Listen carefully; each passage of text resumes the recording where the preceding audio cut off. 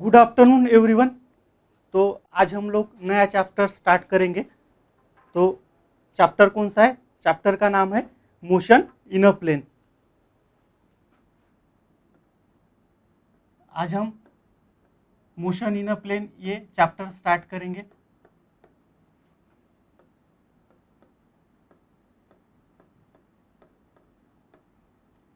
Motion in a plane.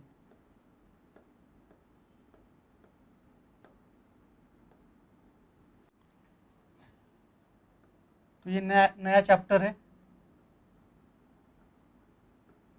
Motion in a plane.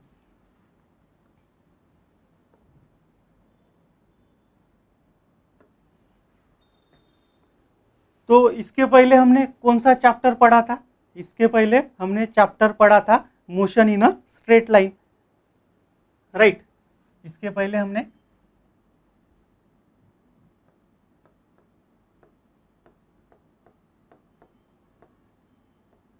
Motion in a straight line,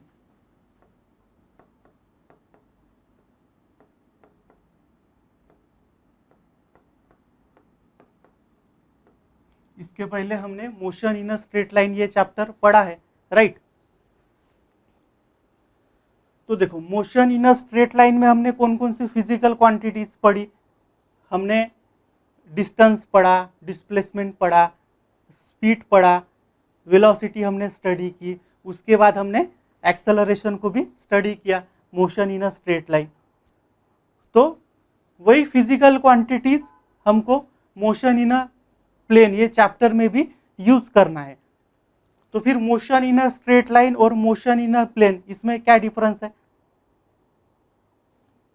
तो हम लोग motion in a straight line में क्या करते थे कि only one coordinates are use to specify the physical quantities like distance, displacement, speed, velocity and acceleration.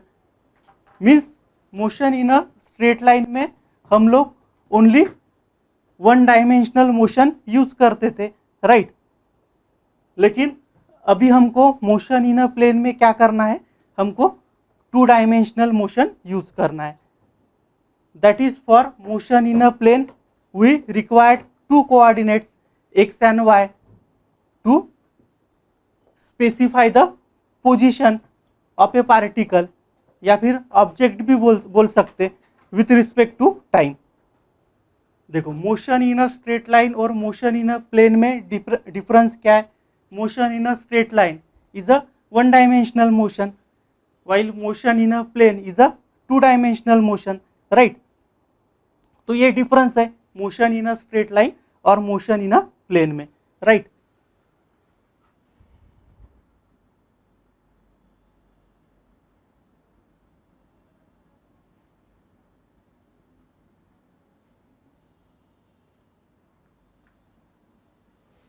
तो देखो, इसके पहले जो हमने motion in a straight line में जो फिजिकल क्वांटिटीज पढ़ी,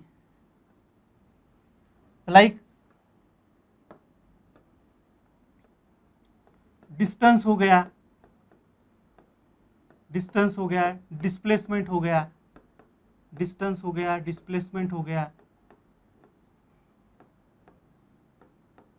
स्पीड हो गया, वेलोसिटी हो गया और एक्सेलरेशन हो गया। ये जो हमने फिजिकल क्वांटिटीज पढ़ी है। अब ये क्वांटिटीज में क्या डिफरेंस है ये भी आपको मालूम है, क्योंकि इसके पहले के थ्योरी क्लास में हमने पढ़ा है कि किस क्वांटिटी, मतलब इस क्वांटिटीज में डिफरेंस क्या है, what is the difference between this quantities, right. This all quantities are use to describe the motion for any object और पार्टिकल, राइट। बट इसमें कुछ डिफरेंस है, कुछ माइनर डिफरेंस है जो हमने थ्योरी क्लास में पढ़ा है motion in a straight line में।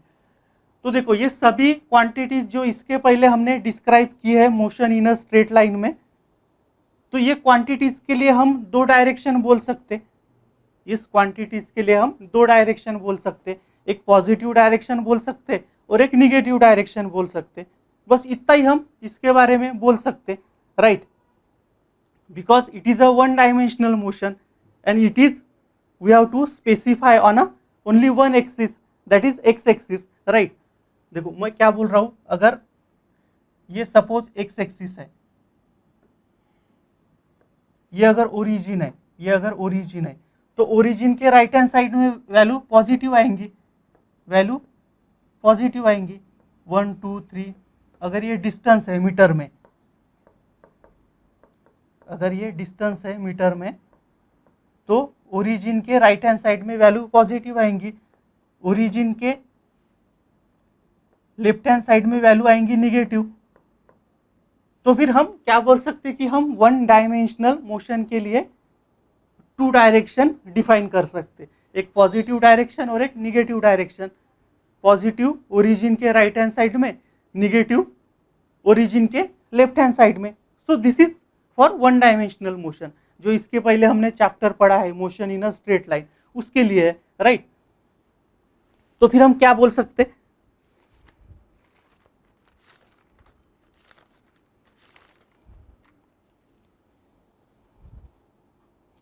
देखो इसके पहले के चैप्टर में क्या होता था कि there is a possibility that this physical quantity, distance, displacement, speed, velocity, acceleration have two type of motion, positive and negative in one dimension. One dimension motion take care of positive and negative side, ऐसे आता, इधर में positive इधर में negative, right. तो हम दो direction बोल सकते हैं, ये हमारा पॉइंट है वन डायमेंशनल मोशन के लिए, राइट। तो आपने डायमेंशंस ऑफ मोशन पढ़े हैं, आपने क्या किया है इसके पहले,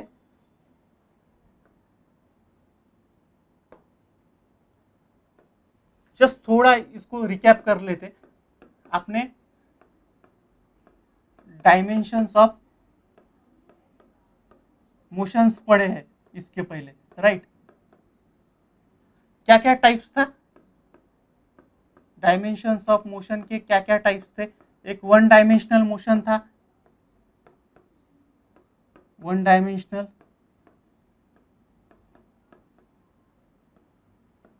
वन डायमेंशनल मोशन था। सेकंड क्या टाइप था, सेकंड था to dimensional motion, to dimensional motion,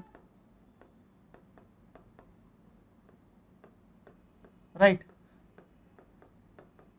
and third last one is three dimensional motion, last one is three dimensional motion.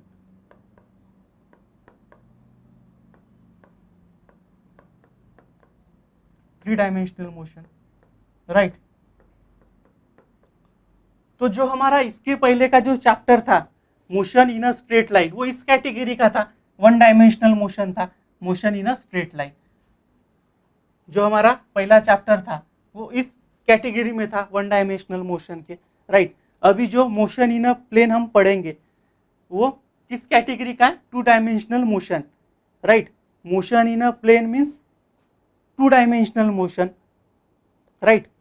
Motion in a plane हम किसको बोलते, अगर हम वहाँ पे एक्स एक्सिस और वाई एक्सिस, ये दोनों एक्सिस पे ही, दोनों एक्सिस पे काम कर रहे हैं, तो वो टू डायमेंशनल मोशन हो गया, राइट।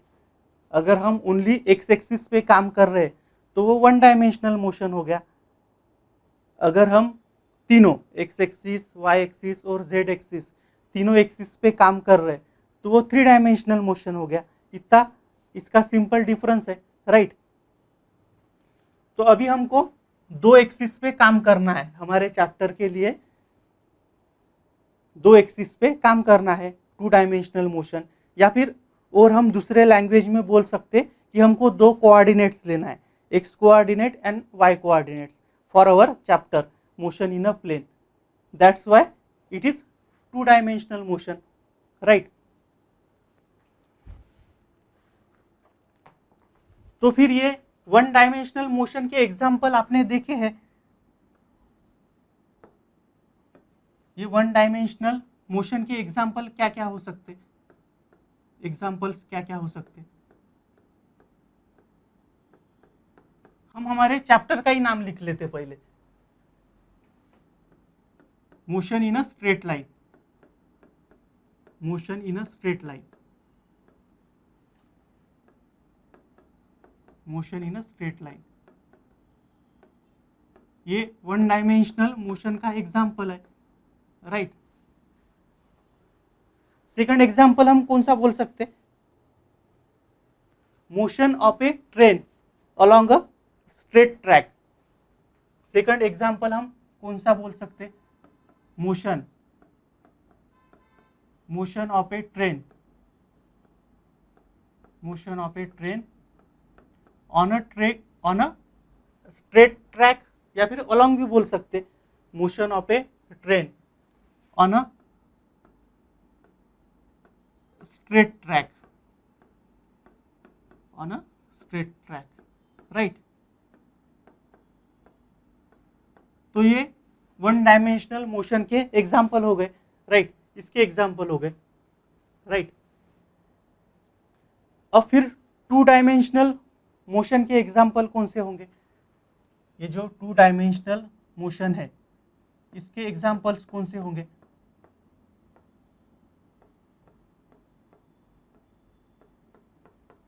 ये जो टू डायमेंशनल मोशन है उसके एग्जाम्पल कौन से होंगे। हम पहले हमारे चैप्टर का नाम लिखते जो अभी हमने पढ़ना स्टार्ट किया है, right. Motion in a plane, motion in a plane, इसको टू डायमेंशनल मोशन हम बोल सकते, राइट। मतलब हम ऐसे एक्स एक्सिस पे भी हमारी पढ़ाई चालू है, वाई एक्सिस पे भी हम कुछ लोकेट कर रहे हैं, कुछ इंफॉर्मेशन बता रहे हैं, तो उसको हम टू डायमेंशनल मोशन बोल सकते, राइट। और क्या क्या एग्जाम्पल है,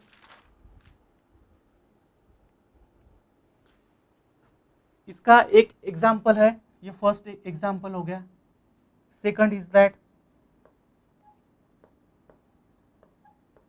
motion of a planet, motion of a planet around the sun, around the sun, ये एग्जाम्पल है, राइट। और कौन सा एग्जाम्पल दे सकते, और कौन सा एग्जाम्पल दे सकते, a car moving, a car moving,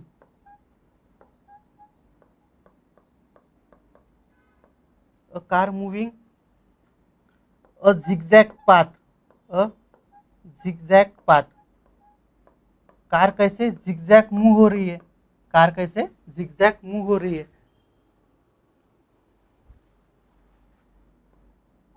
on a level road, on a level road, right. तो ये सभी क्या है, ये टू डायमेंशनल मोशन के एग्जाम्पल है, टू डायमेंशनल मोशन के एग्जाम्पल है। उसमें motion of a planet around the sun आ गया, और कार सपोज ऐसे जिगजैग मूव हो रही है, राइट। कार का मोशन कैसा है, सपोज जिगजैग है, आप जिगजैग किसको बोलेंगे, ऐसा मोशन, कभी ऐसे मूव हो रही, कभी ऐसे मूव हो रही, ये जो जिगजैग मोशन है उसको टू डायमेंशनल मोशन हम बोल सकते, राइट। तो मेन बात आपको याद रखना है कि जो हमारा चैप्टर है वो टू डायमेंशनल मोशन के ऊपर बेस है, राइट। अब नेक्स्ट क्या है, नेक्स्ट है थ्री डायमेंशनल मोशन, नेक्स्ट क्या है, three dimensional motion.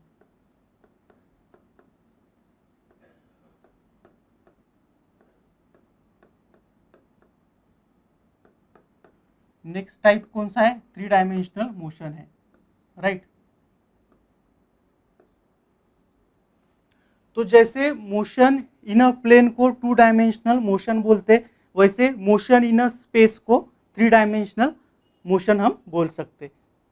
Motion in a space is the example of three dimensional motion, right. ये आपको ध्यान में रखना है कि motion in a space is a three dimensional motion, right.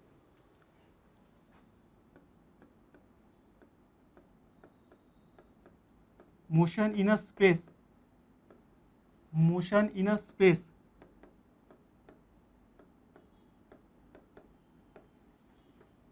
is example of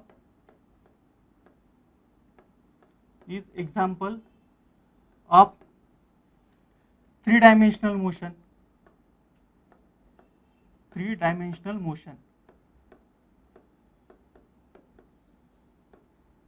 right तो थ्री डायमेंशनल मोशन को हम कैसे डिफाइन करते या फिर उसकी डेफिनेशन कैसे बताते? If all the three coordinate axis that is x y and z specifying the position of the object change with time, then the motion of an object is said to be three dimensional motion. वही जो इसके पहले हमने discuss किया, अगर तीनों axis अगर use हो रहे तो थ्री डायमेंशनल मोशन है, राइट. वन डायमेंशनल में एक ही एक्सिस यूज होता है, एक्स एक्सिस. टू डायमेंशनल में दो एक्सिस यूज होते, एक्स एंड वाई. और थ्री डायमेंशनल में क्या होगा? थ्री एक्सिस यूज होंगे, x y and z, right. और इसके एग्जाम्पल कौन से?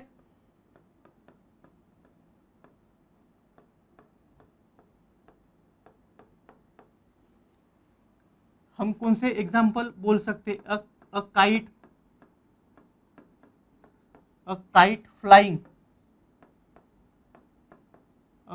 फ्लाइंग,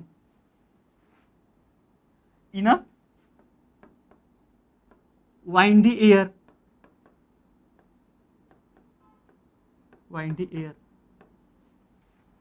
मतलब जो हमारी काइट है, जिसको हम पतंग बोलते, उसको बहुत ही जोरों की हवा में हम अगर उड़ा रहे हैं तो उसका मोशन कैसे होगा? थ्री डायमेंशनल मोशन होगा, right.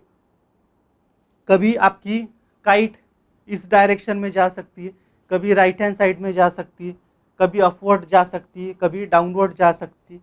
So that's why a kite flying in a windy air is the example of this, right? Similarly, the motion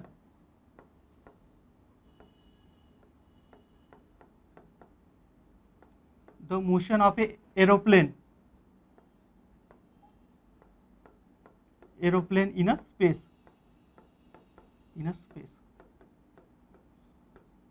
तो ऐसे ये थ्री डायमेंशनल मोशन है और इसके एग्जाम्पल है, right.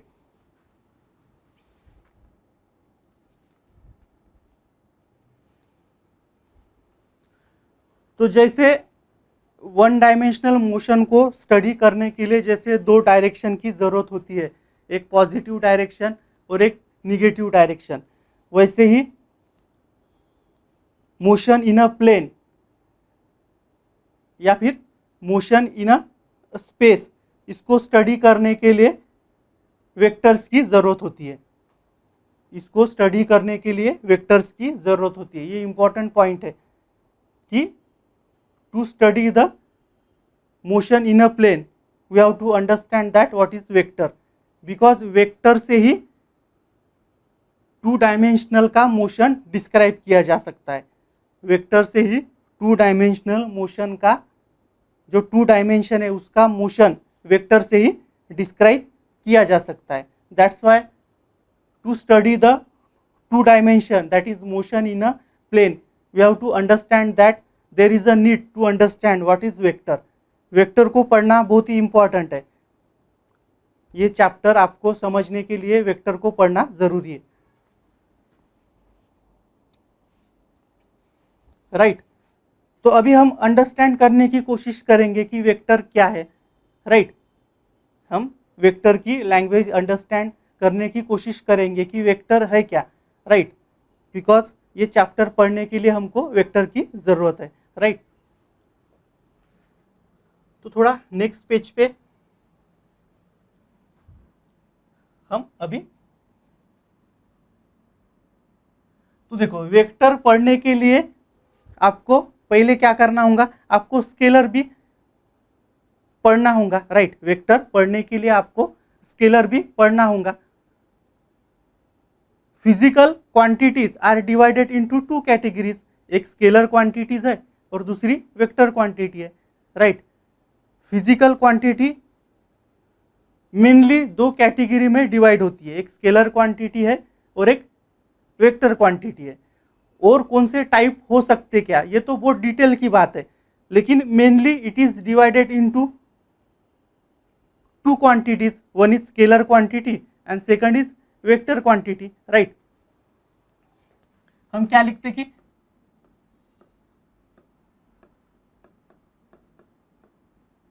Physical quantities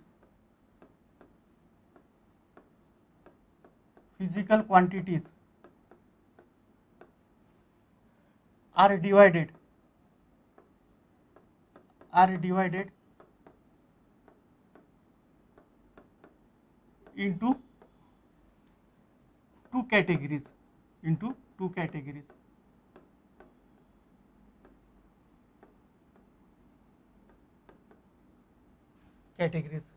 right? Scalar and vector, scalar quantity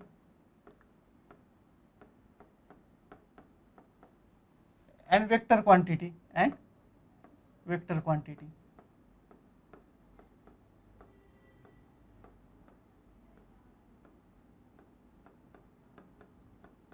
physical quantity को mainly दो category में डिवाइड किया जाता है, एक स्केलर क्वांटिटी है और दूसरी वेक्टर क्वांटिटी है। हम स्केलर और वेक्टर क्यों पढ़ रहे हैं, क्योंकि हमारा चैप्टर समझने के लिए हमको वेक्टर को अंडरस्टैंड करना ज़रूरी है, मस्ट है, राइट। बिकॉज टू डायमेंशन का मोशन डिस्क्राइब करने के लिए हम वेक्टर क्वांटिटी यूज करते, राइट, हम वेक्टर्स को यूज करते, राइट।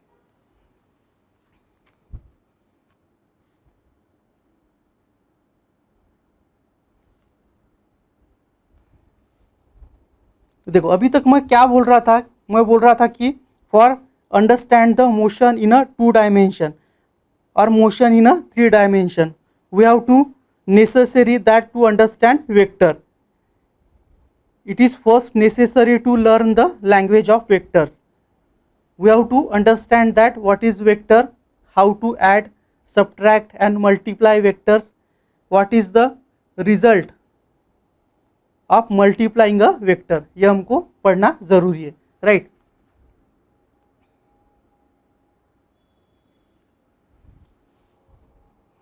और पॉइंट ये भी है कि for motion in a plane can be easily extended to the case of a motion in a three dimension, ऐसा बोला है।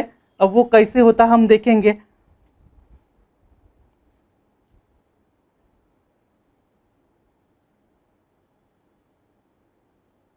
तो इसलिए वेक्टर्स को पढ़ना ज़रूरी है।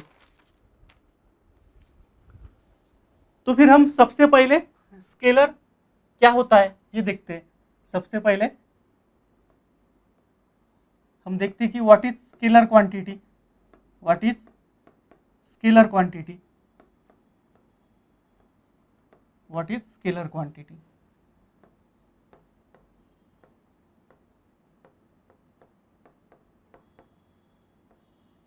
सबसे पहले हम देखते हैं कि व्हाट इज स्केलर क्वांटिटी। तो क्या होता है स्केलर क्वांटिटी। स्केलर क्वांटिटी क्या होता है कि the physical quantity which have only magnitude but not a direction, such quantities are called as scalar quantity, right. Scalar quantity क्या है कि जिसको ओनली मैग्नीट्यूड है बट डायरेक्शन नहीं है, ऐसी जो क्वांटिटीज है उसको स्केलर क्वांटिटी बोलते, राइट।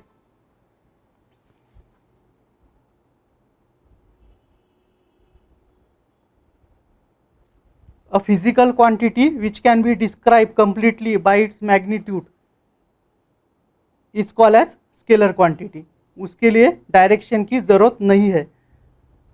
और स्केलर क्वांटिटीज़ के बारे में ये हम बोल सकते हैं कि scalar quantity can be added, उसको ऐड किया जा सकता है, subtracted, multiply by simple law of algebra as well as divided. मतलब स्केलर क्वांटिटी को मल्टीप्लाई, डिवाइड या फिर ऐड या फिर सब्ट्रैक्ट करने के बाद जो क्वांटिटी आएंगी उसको भी हम स्केलर ही बोल सकते, राइट। अगर आप किसी स्केलर दो स्केलर क्वांटिटी का अगर आप एडिशन करते तो जो लास्ट वाली क्वांटिटी आएंगी उसको भी हम स्केलर ही बोल सकते, right.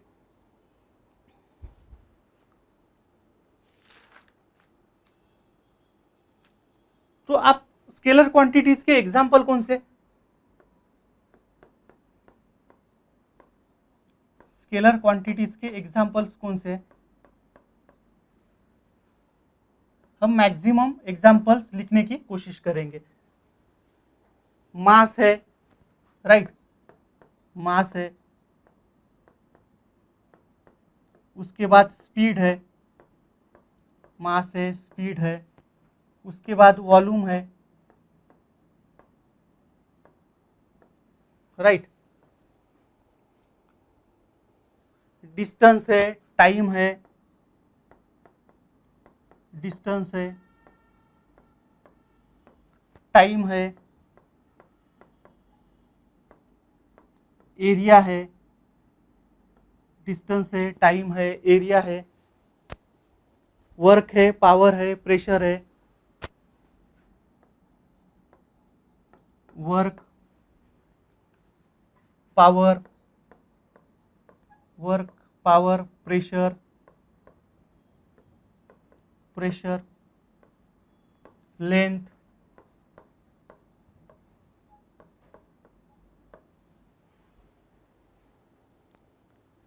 Energy, temperature, density, density,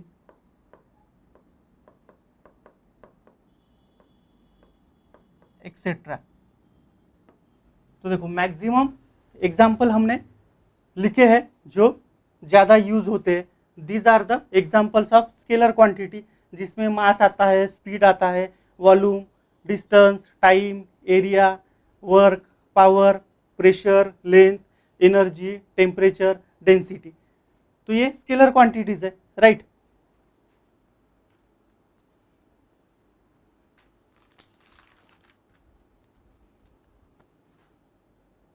तो स्केलर क्वांटिटीज में एडिशन, सब्ट्रैक्शन, मल्टीप्लिकेशन और डिवाइडेशन पॉसिबल है। Simply addition, subtraction, divideation and multiplication is possible in scalar quantities, right. देखो आप ऐसे अगर ये रेक्टेंगल है, ये अगर रेक्टेंगल है, अगर इसकी लेंथ 1 मीटर है, इसकी लेंथ अगर 1 मीटर है और इसकी ब्रेथ अगर 0.5 है, राइट। तो लेंथ और जो आपकी बाजू की लेंथ है वो अगर स्केलर क्वांटिटी है, राइट, तो इसका पेरीमीटर क्या हो जाएगा, इसका पेरीमीटर क्या हो जाएगा, इसका पेरीमीटर क्या हो जाएगा, ये लेंथ की एडिशन दोनों और ब्रेथ की एडिशन, राइट। पेरीमीटर क्या हो जाएगा, means perimeter means outer area, outer area of a rectangle. तो ये क्या हो जाएगा, ये 1 + 1 + 0.5 + 0.5 मीन्स ये क्या हो जाएगा, ये 3 मीटर हो जाएगा, ये 3 मीटर हो जाएगा। तो लेंथ और ब्रेथ भी क्या है, स्केलर क्वांटिटी है। तो एडिशन करने के बाद पेरीमीटर भी क्या हो जाएगा, स्केलर क्वांटिटी हो जाएगा। तो मैं ये बोल रहा हूँ कि addition is follow in scalar quantity, जो ऐड किए वाली क्वांटिटी आती वो भी स्केलर क्वांटिटी आती है। और ये इसका एग्जाम्पल है रेक्टेंगल का, राइट। सिमिलरली ये एडिशन का एग्जाम्पल है, ये एडिशन का एग्जाम्पल है। सिमिलरली सब्ट्रैक्शन कैसे,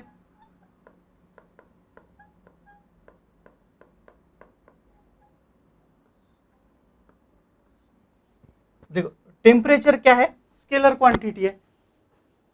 टेम्परेचर क्या है, स्केलर क्वांटिटी है। देखो हम एग्जांपल कैसा लेते कि कोई भी अगर एक आधी दिन है कि जिसमें मैक्सिमम टेम्परेचर अगर 45 डिग्री सेल्सियस रहा होगा, मैक्सिमम टेम्परेचर अगर 45 डिग्री सेल्सियस रहा होगा और मिनिमम टेम्परेचर अगर 20 डिग्री सेल्सियस रहा होगा, right. 45 degree Celsius is a maximum temperature.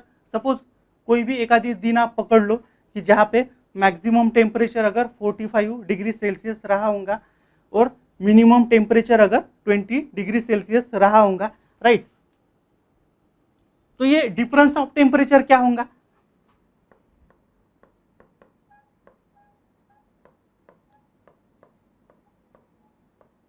Difference of temperature हम कैसे निकालेंगे?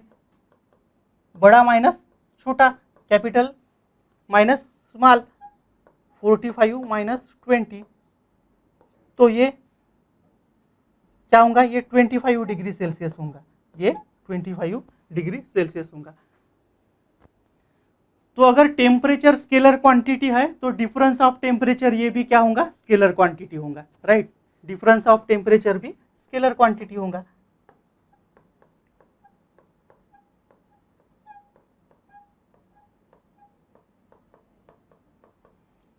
इसका मतलब subtraction is follow in scalar quantity, right.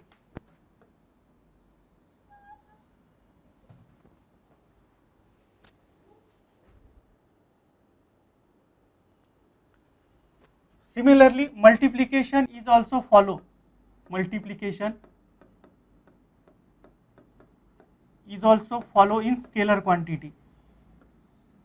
Suppose अगर क्यूब की लेंथ है 10 सेंटीमीटर, मतलब ये 10⁻⁻1 मीटर, 10⁻⁻1 मीटर, राइट। तो फिर इसका क्या होगा? वॉल्यूम कैसे निकालेंगे हम? Volume equal to l cube, volume equal to l cube, right. मतलब 10⁻⁻1 का क्यूब। तो इसका आंसर कितना आया? इसका आंसर आया 10⁻⁻3। वॉल्यूम कैसे निकाला हमने? एल क्यूब किया, राइट। तो उसका आंसर कितना आया? 10⁻3 आया, राइट। तो 10⁻3 हम कैसे निकाल सकते हैं? वो 10⁻1 को अगर हम 3 बार मल्टीप्लीकेशन करते, ऐसे 10⁻1 इंटू 10⁻1 इंटू 10⁻1, तो ये 10⁻3 आएगा ना। बेस सेम है, पावर की क्या होनी चाहिए? एडिशन होनी चाहिए, राइट। पावर की क्या होनी चाहिए? एडिशन होनी चाहिए। तो अगर लेंथ क्या है? स्केलर क्वांटिटी है। लेंथ क्या है? स्केलर क्वांटिटी है। तो लेंथ को मल्टीप्लाई करने के बाद जो वॉल्यूम आता वो भी क्या हो गया? स्केलर वॉल्यूम भी स्केलर क्वांटिटी है। देखो हमने लिखा है वॉल्यूम भी क्या है? स्केलर क्वांटिटी है। तो इसका मतलब multiplication is also follow in scalar quantity, right. Scalar quantity में मल्टीप्लीकेशन भी फॉलो होता है। उसके बाद हम डिवाइडेशन देखते, उसके बाद हम डिवाइडेशन देखते।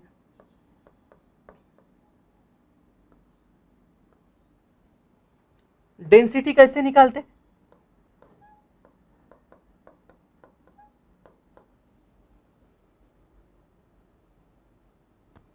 Density mass upon volume. Density हम कैसे निकालते? Mass upon volume, right.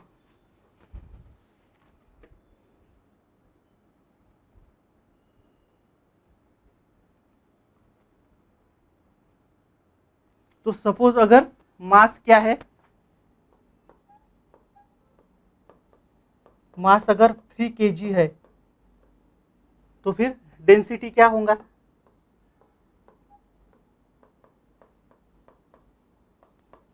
Mass upon volume means 3 into 10⁻3 हो जाएगा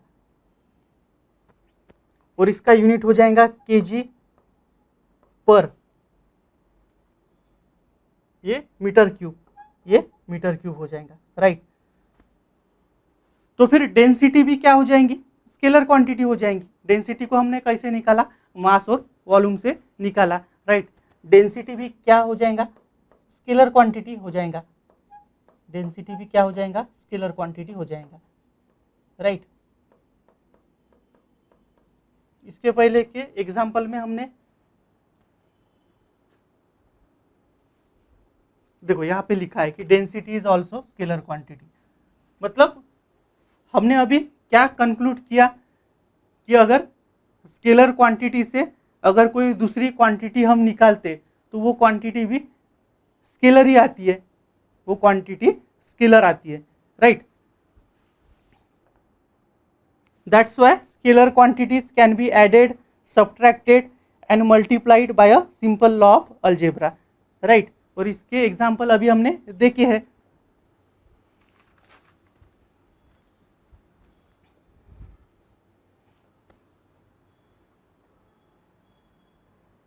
तो इसके बाद हम वेक्टर क्वांटिटीज देखते,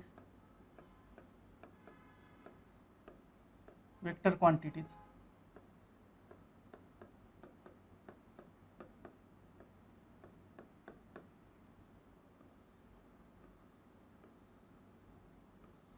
तो वेक्टर क्वांटिटीज को कैसे डिफाइन करेंगे? A physical quantity, a physical quantities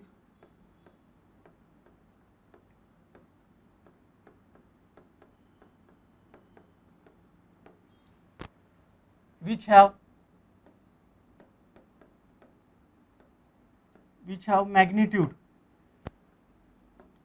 magnitude,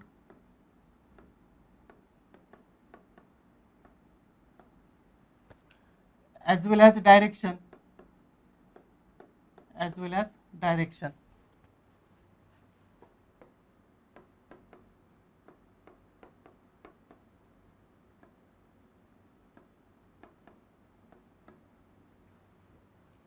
such quantities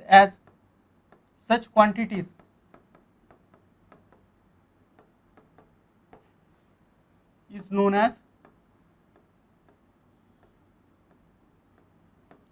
vector quantity,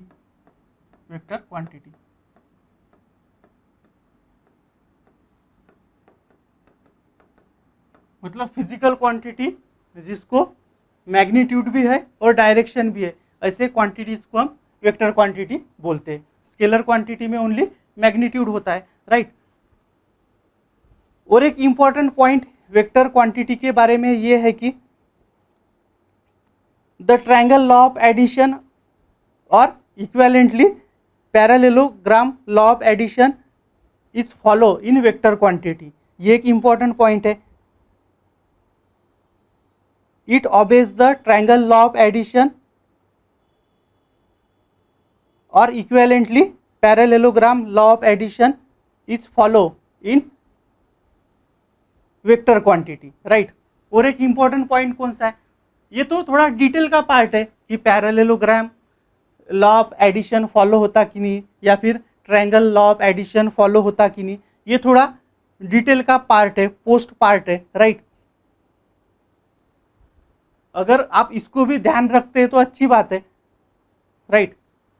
main इसकी क्या डेफिनेशन है? मैग्नीट्यूड एंड डायरेक्शन चाहिए, और एक बात चाहिए कि it follow the triangle law of addition as well as parallelogram law of addition.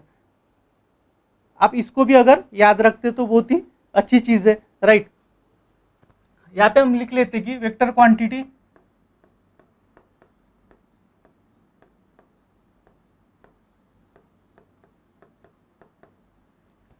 follows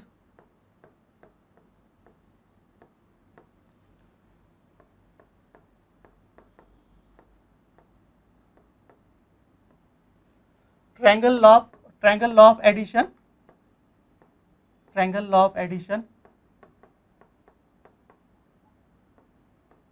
और parallelogram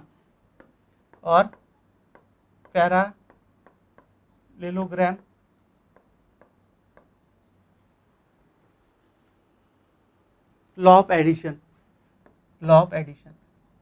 right. Parallelogram law of addition, ये भी एक एलिजिबिलिटी है कि एक तो triangle law of addition as well as parallelogram law of addition ये भी फॉलो होना चाहिए, राइट। ये भी कंडीशन मस्ट है। तो हम एग्जाम्पल्स देखते हैं, अभी वेक्टर क्वांटिटीज के हम एग्जाम्पल्स देखते हैं।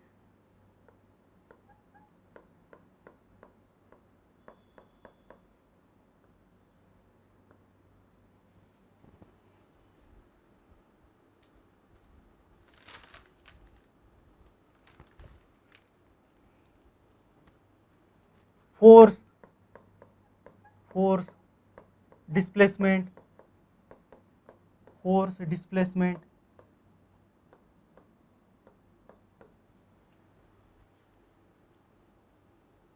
Velocity, velocity, acceleration, velocity, acceleration, momentum, momentum is the product of mass into velocity, ये आपको मालूम है। मोमेंटम, फोर्स, थ्रस्ट,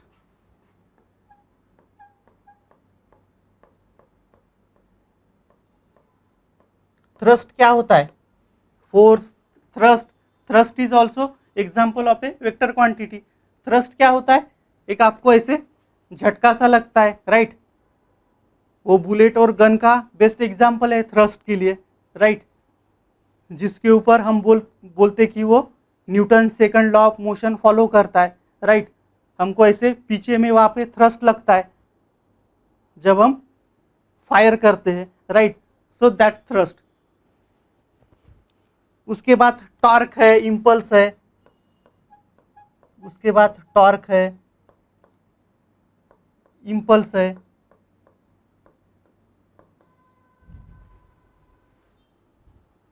उसके बाद वेट है, उसके बाद इलेक्ट्रिक फील्ड है,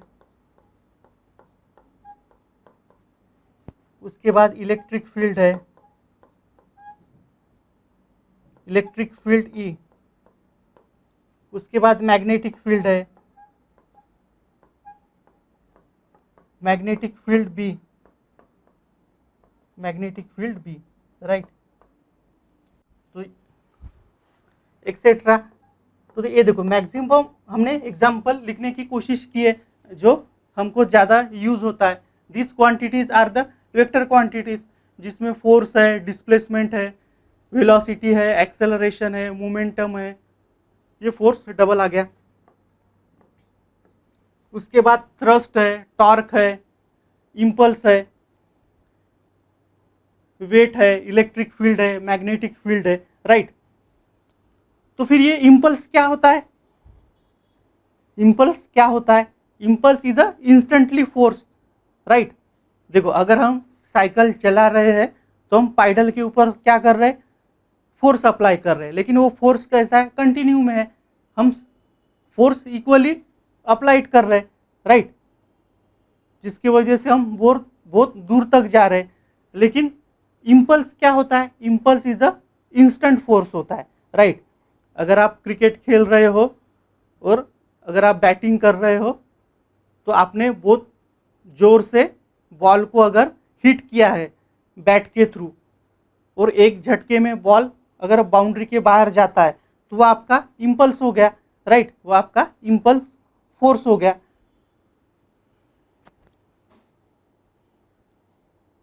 तो इम्पल्स को हम कैसे डिफाइन करेंगे? A force applied to an object for a certain amount of time, बहुत ही कम समय के लिए बहुत ज़्यादा फोर्स अप्लाई करना, उसको इम्पल्स बोलते, right? It is maximum force in a very short time, right? उसको हम इम्पल्स बोलते।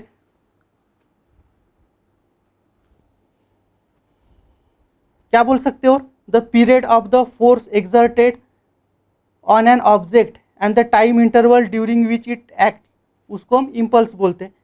तो इम्पल्स का सिंपली फॉर्मूला क्या है?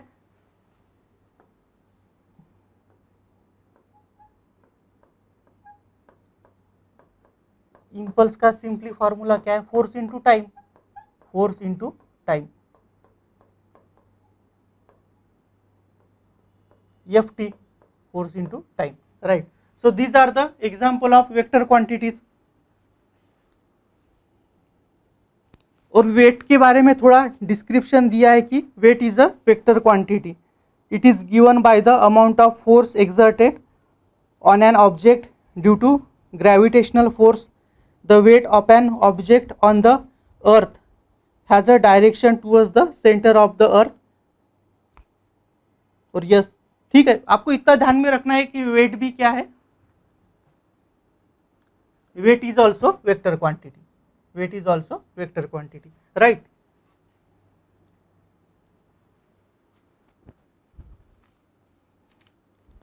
तो अभी हम ये देखते कि mathematical representation of vector.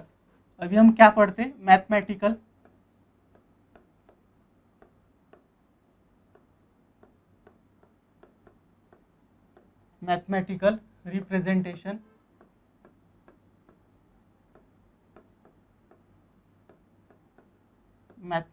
Representation of vector.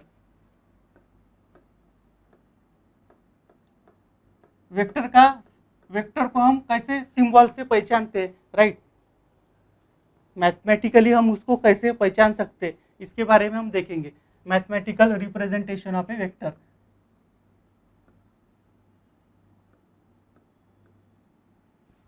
देखो, कोई भी अगर फिजिकल क्वांटिटी के ऊपर, राइट, अगर ऐसा एरो रहता है, जैसे फोर्स हो गया,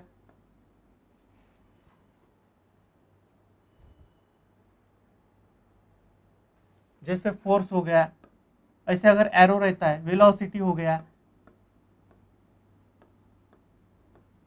डिस्प्लेसमेंट हो गया, एक्सेलरेशन हो गया, राइट,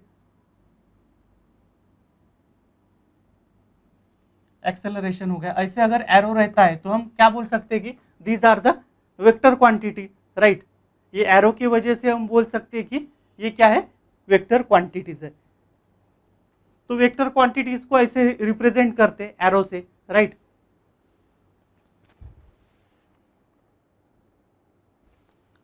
और सम टाइम, कभी कभी बहुत ही कम टाइम पे हम उसको थोड़ा, अगर एरो से नहीं रिप्रेजेंट किया तो हम उसको थोड़ा बोल्ड लेटर से भी उसको रिप्रेजेंट करते। अगर ऐसे बहुत ही ज्यादा बोल्ड लेटर वहां पे दिया है, ऐसे एफ या फिर ऐसे वी, अगर ये बहुत ही ज़्यादा ऐसे डार्क है तो हम बोल सकते हैं कि ये क्या है, वेक्टर क्वांटिटीज़ है। ये क्या है, वेक्टर क्वांटिटीज़ है। लेकिन ऐसा बहुत ही हम कम यूज़ करते। ये जो बोल्ड क्वांटिटीज़ है, ये बोल्ड जो लेटर है, वो बहुत ही हम कम यूज़ करते। मैक्सिमम हम ऐसे ही उसको डिनोट करते, वेक्टर को एरो से। मैक्सिमम हम वेक्टर को ऐसे एरो से डिनोट करते, राइट। तो अगर किसी क्वांटिटी के ऊपर ऐसा अगर एरो है तो हमने बोलना चाहिए कि वो वेक्टर क्वांटिटी है। तो फिर स्केलर क्वांटिटी कैसे रहेंगी, स्केलर क्वांटिटी सिंपली रहेंगी, उसके ऊपर एरो नहीं रहेगा, स्केलर क्वांटिटी के ऊपर एरो नहीं रहेगा,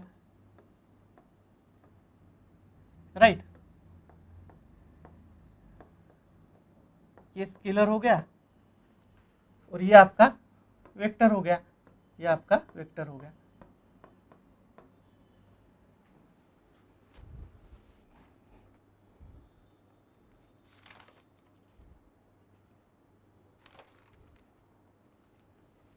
और हम इसमें क्या बोल सकते कि mathematically a vector represented by a letter with an arrow over it, जो अभी हमने लिखा है।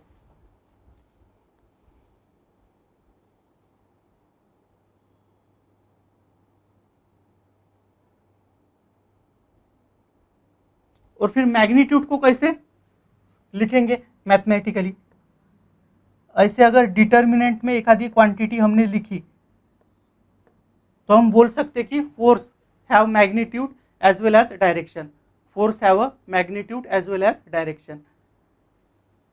ये जो एरो है वो डायरेक्शन डिनोट करता है,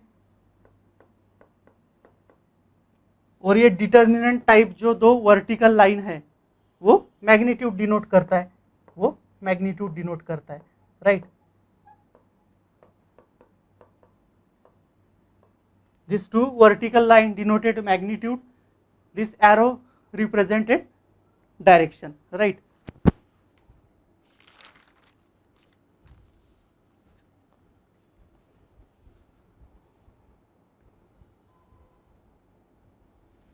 तो और अभी हम आगे देखते कि ये जो एरो है उसमें क्या क्या हम उसके बारे में डिस्क्राइब कर सकते। हम कोई भी फिजिकल क्वांटिटी के ऊपर अगर एरो लिखते हैं तो एरो के बारे में हम क्या बोल सकते।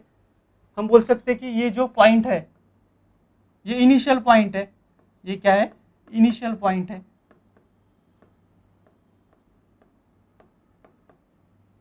राइट।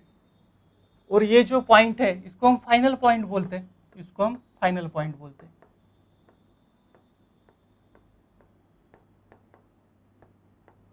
इसको हम इनिशियल पॉइंट बोलते हैं और इसको हम फाइनल पॉइंट बोलते हैं, राइट। ये जो आपका एरो है this is initial point, this is final point. Similarly इसको टेल बोलते हैं, इसको हम ये जो स्टार्टिंग पॉइंट है इनिशियल पॉइंट उसको टेल बोलते, और जो ये फाइनल पॉइंट है इसको हम हेड बोल सकते, इसको हम हेड बोल सकते, राइट।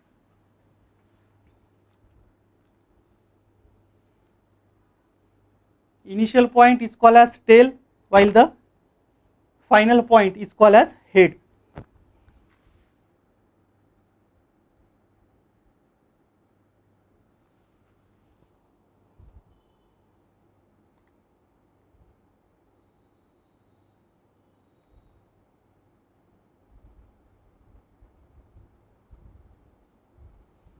तो ऐसा हम ये एरो के बारे में यहाँ पे हमने डिस्क्राइब किया है कि ये टेल है और एक हेड है, राइट।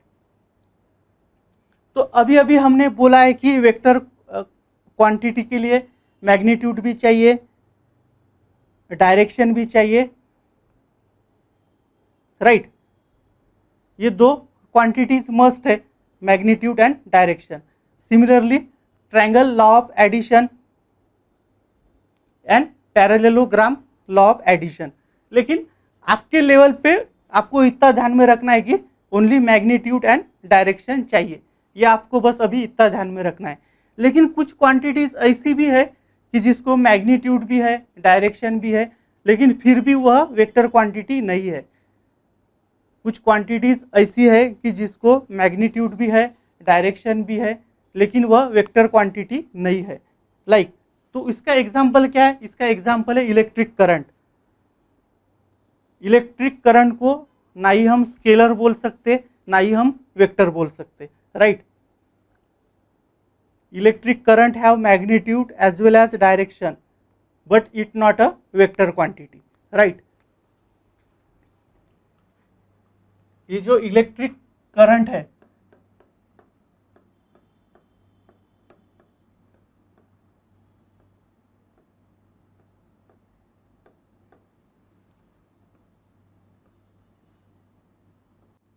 इसको मैग्नीट्यूड भी है, it have magnitude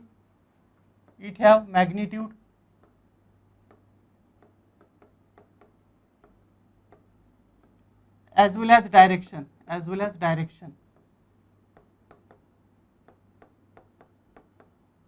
but it not a vector quantity right।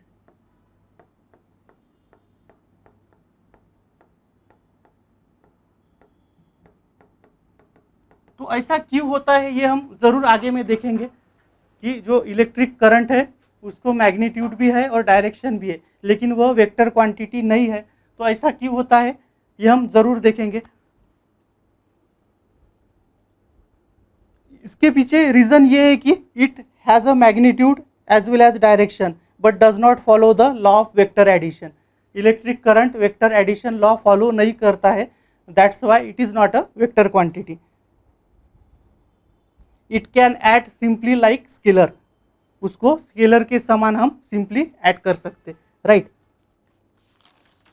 तो ये इसका एक्सप्लेनेशन हम ज़रूर आगे के क्लास में देखेंगे कि Y electric current not a vector quantity, right.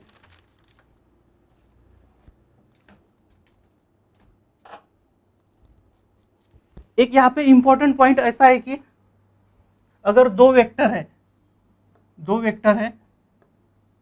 अगर ये दो वेक्टर में का अगर हमको एंगल निकालना है, suppose this is vector A